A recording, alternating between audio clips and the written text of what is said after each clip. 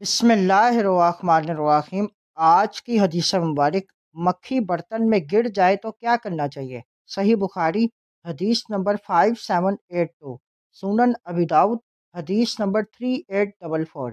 حضرت ابو ہریرہ رضی اللہ تعالیٰ عنہ سے روایت ہے کہ سیدنا رسول اللہ صلی اللہ علیہ وآلہ وسلم نے فرمایا، جب تم میں سے کسی کے برتن میں مکھی گر جائے تو اس سے مکمل ڈبو کر نکال پھینکے، اس لیے کہ مکھی کے ایک پڑ میں شفا ہے اور دوسرے میں بیماری ہے، یعنی اور وہ بیماری والے پڑ کو برتن میں پہلے ڈالتی ہے۔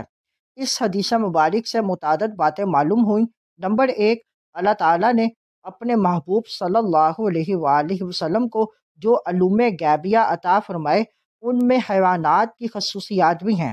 نمبر 2، آپ صلی اللہ علیہ وآلہ وسلم روحانی امراض کے ساتھ ساتھ جسمانی بیماریوں کا علاج بھی فرماتے ہیں۔